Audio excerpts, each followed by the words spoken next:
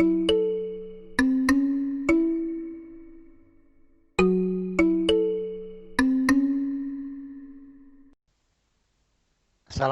warahmatullahi wabarakatuh.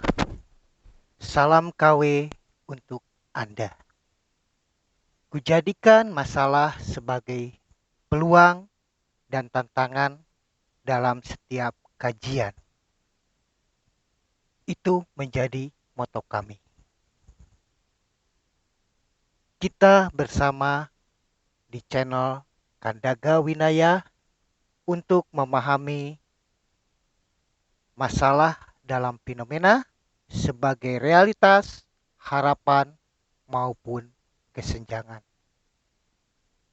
Skemata, modus otoritas, serta research menjadi landas tumpu kami dalam memahami fenomena sebagai satuan topik bahasan channel Kandaga Winaya.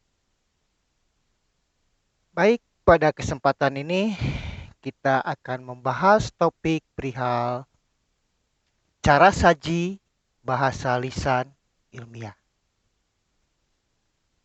Topik ini dilatar belakangi bahwa manusia sebagai makhluk sosial senantiasa berinteraksi dalam suatu lingkungan dan memproduksi karya-karya ilmiah. Sebuah karya ilmiah perlu dikomunikasikan kepada partisipan sehingga karya tersebut dapat dimiliki oleh masyarakat di lingkungannya. Salah satu media untuk mengomunikasikan hasil karya ilmiah dapat dilakukan melalui bahasa lisan ilmiah. Sehingga bahasa lisan ilmiah perlu dimiliki oleh setiap partisipan. Itu yang menjadi urgenitas dari bahasan topik ini. Adapun masalah, selama ini keterbatasan pengetahuan dan pemahaman partisipan dalam berbahasa ilmiah menjadi masalah. Sehingga mengomunikasikan karya ilmiah dalam bahasa lisan sulit dilakukan.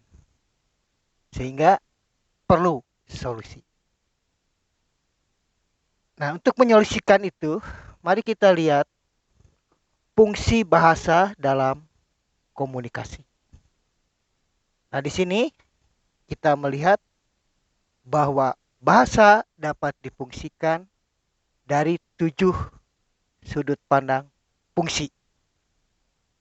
Pertama, bahasa dapat difungsikan sebagai instrumen atau instrumental. Kedua, bahasa dapat difungsikan sebagai regulasi. Ketiga, bahasa dapat difungsikan sebagai representasional. Keempat, bahasa dapat difungsikan sebagai media interaksional. Kelima, bahasa dapat difungsikan sebagai fungsi personal. Keenam, bahasa dapat difungsikan sebagai fungsi heuristik.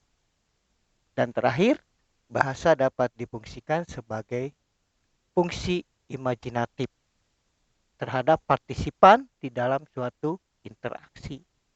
Nah, bertolak dari fungsi bahasa, maka komunikasi karya ilmiah melalui bahasa lisan dapat dilakukan melalui berbicara dan melalui menyimak.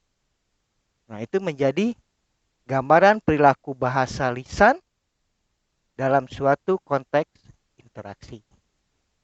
Nah, tadi disebutkan bahasa lisan ilmiah dapat disampaikan oleh pembicara dan dapat diterimakan oleh penyimak. Penyimak melakukan aktivitas menyimak, pembicara melakukan aktivitas berbicara. Nah, dalam konteks ini, ketika kedua partisipan tadi sebagai penyimak maupun pembicara akan melakukan transaksi Oleh karena itu, dapat kita pisahkan aktivitas masing-masing, baik itu pembicara maupun penyimak. Di sini dapat dipilah jadi 3 tahap kegiatan, yaitu tahap praucap, tahap penyandi bahasaan, dan tahap pengucapan. Itu dilakukan oleh pembicara. Kemudian kegiatan yang dilakukan oleh penyimak, pertama adalah menyimak, melakukan aktivitas penyimak ketika si pembicara melakukan transaksi. Kemudian pembacaan sandi ketika sedang terjadi proses transaksi antara pembicara dengan penyimak. Dan ketiga, pasca ucap. Jadi kalau kita lihat hubungannya, ketika si penyimak melakukan aktivitas terhadap perilaku pembicara, dia bisa melakukan 3 tahap. Tadi diawali dengan tahap prasimak, dia ada kesiapan dalam dirinya, kemudian terjadi aktivitas penyimakan ketika terjadi transaksi, kemudian pembacaan simakan, dan yang terakhir pasca ucap. Apa yang terjadi? Nah, ketika terjadi aktivitas pembicara melakukan praucap, itu dalam diri si pembicara itu akan terjadi aktivitas merumuskan maksud. Dia mentransaksikan pesan. Kemudian ketika melakukan penyandian, si pembicara akan mengubah pesan ke dalam bentuk-bentuk bahasa. Nah, setelah itu dilakukan aktivitas pengucapan sandi. Nah, di sana akan terjadi peralihan pesan kepada penyimak.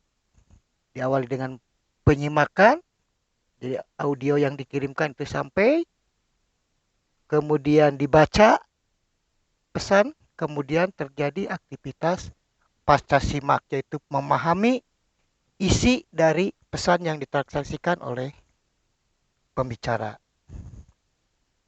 Nah, sekarang apa yang menjadi penentu komunikasi antar pembicara dengan penyimak? Ketika berkomunikasi, yang akan menentukan pertama maksud, kedua tujuan, ketiga tema, keempat topik, kelima konteks, keenam media, dan ketujuh sumber pesan. Jadi ada 7 hal yang menentukan peristiwa komunikasi lisan tadi antara pembicara dengan penyimak. Jadi kedua belah pihak itu akan ditentukan atau dikendalikan oleh adanya maksud, adanya tujuan, adanya tema, topik, konteks, media, serta sumber pesan. Nah, diharapkan ketika terjadi transaksi pesan, kedua belah pihak antara pembicara dan penyimak itu harusnya seimbang. Nah, dengan terjadinya penguasaan aspek-aspek penentu komunikasi itu, maka nanti proses transaksi pesan itu akan berjalan secara optimal. Oke, nah jadi ketika bahasa digunakan dalam konteks komunikasi antara pembicara dengan penyimak, perlu diperhatikan faktor penentu tadi. Nah, selanjutnya sekarang, bagaimana cara saji bahasa ketika ditransaksikan dalam suatu konteks interaksi? Di sini kita bisa bedakan cara saji bahasa di dalam suatu konteks transaksi itu dapat kita pisah menjadi 2. Pertama, yang bersifat public speaking, dan yang kedua, conference speaking. Nah, yang dimaksud dengan public speaking, ketika si pembicara berbicara atau bertransaksi pesan di hadapan umum atau di depan partisipan banyak. Sedangkan conference speaking, yaitu terjadi aktivitas transaksi pesan antara pembicara dengan penyimak dalam skup terbatas. Ya, misalkan dalam diskusi, dalam seminar. Nah, itu bisa dapat disebut dengan conference speaking karena terbatas dan tertentu komunitas atau partisipannya. Sedangkan yang disebut public speaking jika dia berbicara atau bertransaksi pesan di hadapan partisipan yang tidak terbatas, baik itu status partisipannya maupun keperluan partisipannya. Nah, jadi cara saji bahasa dapat dilakukan melalui berbicara di hadapan umum atau berbicara dalam skup terbatas. Nah, sekarang bagaimana cara saji bicara tadi? Tadi berdasarkan jenisnya, sekarang cara bicaranya. Nah, itu ada 4 cara yang dapat digunakan oleh pembicara ketika dia bertransaksi pesan, apakah itu di hadapan umum, public speaking, atau dalam conference speaking. Pertama, cara bicara secara dadakan. Yang kedua, tanpa persiapan. Ketiga, berbasis pada naskah atau pada teks. Dan yang keempat, berbasis pada skemata. Jadi ada 4 cara. Ketika seorang pembicara bertransaksi pesan di hadapan massa atau public speaking maupun di conference. Yang pertama, dadakan. Artinya seseorang diminta langsung berbicara tanpa harus direncanakan atau dipersiapkan. Yang kedua, dia sudah tahu akan diminta bicara, namun dia tidak melakukan persiapan sebelum dia melakukan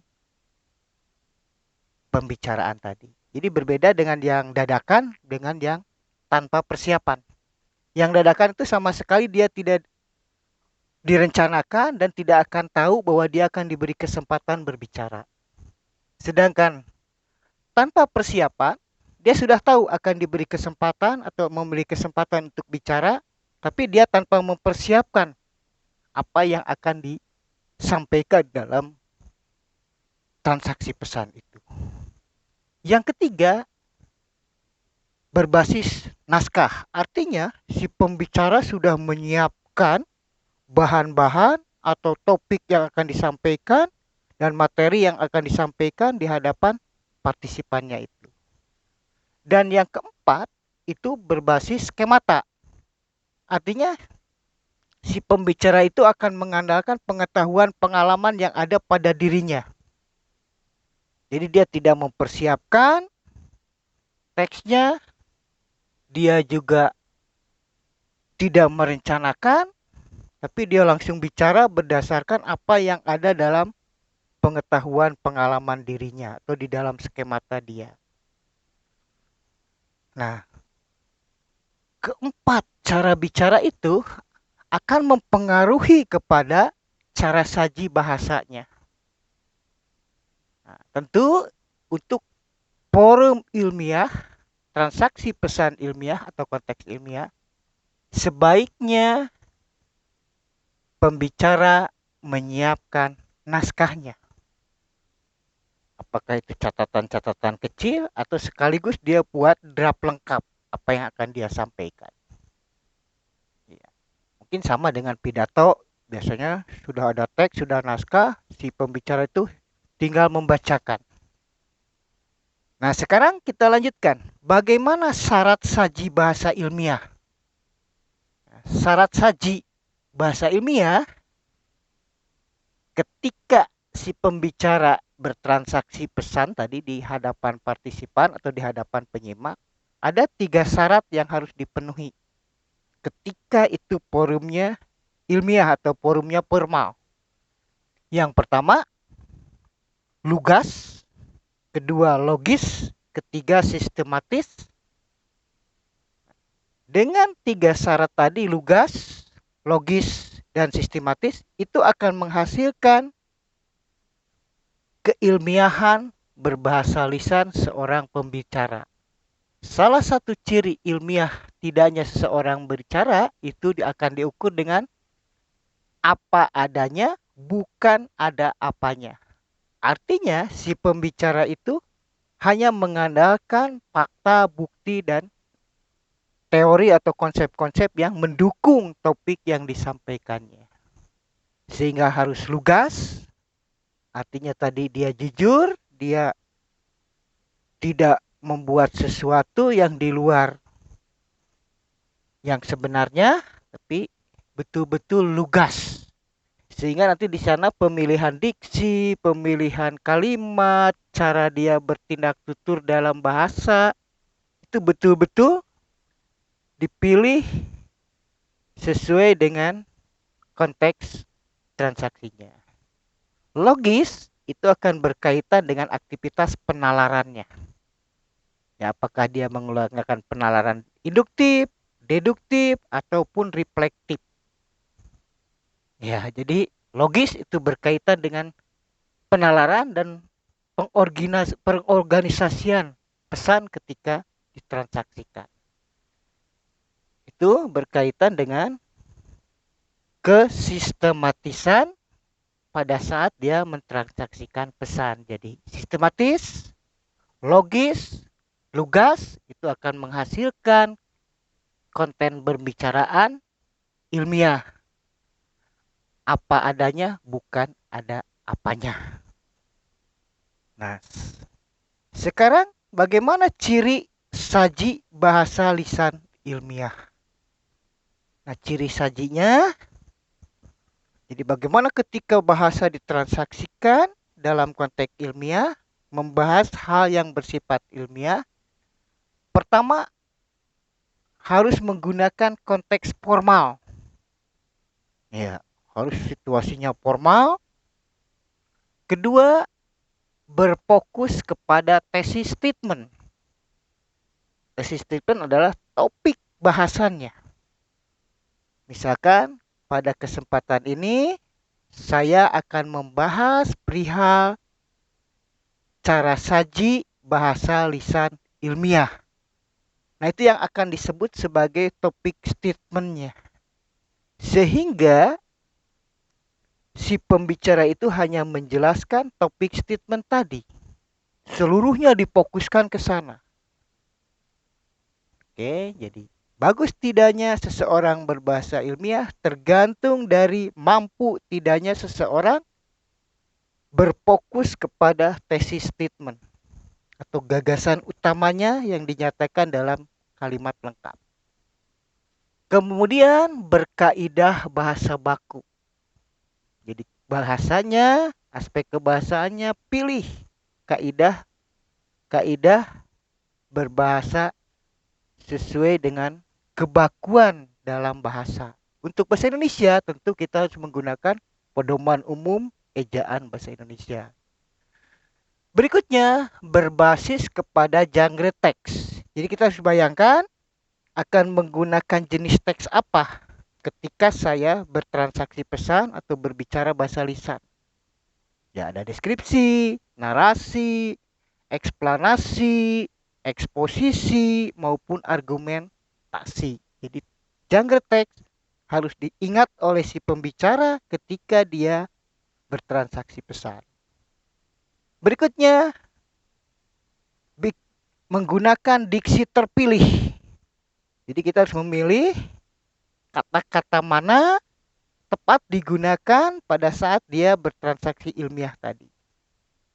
Jadi karena tadi sudah ditentukan konteksnya formal, jadi kata-kata pun kita harus menyesuaikan dengan keformalitasan konteks dalam transaksi tadi. Berikutnya, harus berorientasi pada maksud dan tujuan. Jadi harus selalu diingat apa yang menjadi latar belakang dan apa yang menjadi target ketika bicara secara ilmiah tadi. Jadi jangan terpecah, oh iya maksud saya memaparkan ini untuk menggambarkan sebuah realita. Itu harus dicatat terus. Ketika kita bicara, ingat saya sedang ngomong realita, saya ngomong realita atau kenyataan. Sedangkan targetnya atau tujuannya juga harus ditentukan. Misalkan saya ingin mengubah keyakinan partisipan. Jadi ada dua titik, maksudnya menggambarkan realita, targetnya mengubah keyakinan partisipan. Nah, itulah basis atau latar belakang ketika seorang bicara harus selalu ingat maksud dan tujuan. Berikutnya harus berbebas dari plagiarisme. Nah, ini hati-hati. Kita tidak sembarangan menggunakan pernyataan, tidak sembarangan menggunakan teori atau ungkapan. Jangan-jangan ungkapan yang Anda gunakan itu milik orang lain. Nah, jika benar itu milik orang lain, harus diingat dari mana sumbernya. Dengan cara demikian, maka kita akan terbebas dari plagiarisme atau pencurian karya ilmiah orang lain tanpa menyebutkan sumber rujukannya. Nah, syarat terakhir itu harus bebas dari pelanggaran SARA. Oke. Suku, ras, dan agama. Oke, itu hati-hati. Kadang-kadang kita terlanjur berbicara, akhirnya SARA terlanggar oleh kita, maka Anda akan dapat sanksi. Apakah sanksi moral atau sanksi hukum formal. Nah, itulah ciri saji bahasa lisan ilmiah. Selanjutnya bagaimana tentang pengendalian mekanisme psikofisik dan strategi produktif dalam berbicara. Sebab ketika seseorang melakukan transaksi pesan dengan menggunakan bahasa lisan ilmiah, tetap akan dikendalikan oleh adanya mekanisme psikofisik. Mekanisme psikofisik itu akan mengendalikan penalaran metakognitif, penalaran deskriptif, penalaran evaluatif, dan penalaran kreatif. Ya, penalaran itu berpikir. Jadi aktivitas jiwa raga kita itu akan mengendalikan berpikir secara metakognitif, yaitu menghubungkan masa lalu dengan masa saat ini, itu metakognitif. Kemudian penalaran deskriptif atau bernalar untuk mendeskripsikan, menjelaskan, atau juga bisa untuk digunakan untuk penalaran evaluatif, yaitu berpikir untuk membuat keputusan. Dan keempat, melalui metakognitif dapat mengendalikan berpikir kreatif. Nah, itu jadi metakognitif akan mengendalikan 4 cara berpikir pada partisipan. Nah, selanjutnya strategi produktif. Nah, dalam strategi produktif juga akan mengendalikan penalaran partisipan. Yakni ada 4 penalaran yang dikendalikan, yaitu penalaran reflektif, penalaran kritis, dan penalaran pragmatis, serta penalaran produktif. Nah, jadi ada 2 aktivitas mekanisme psikofisik dan strategi produktif itu akan mengendalikan aktivitas berpikir partisipan. Jadi, berbahasa lisan ilmiah dapat digunakan untuk memapar sajikan, mentransaksikan karya-karya ilmiah melalui aktivitas penalaran metakognitif dan strategi produktif, sehingga dihasilkan ciri bahasa lisan ilmiah. Sehingga dengan demikian kita dapat bertransaksi pesan sesuai dengan tuntutan konteks, tuntutan partisipan, tuntutan tujuan, maksud, serta partisipan. Mudah-mudahan sajian ini bisa memberi pengantar bagi Anda untuk memahami bagaimana ciri saji bahasa lisan ilmiah. Semoga sajian ini bermanfaat untuk Anda dan akhirnya disampaikan selamat Anda mencoba dan selamat berhasil. Demikian, Assalamualaikum warahmatullahi wabarakatuh.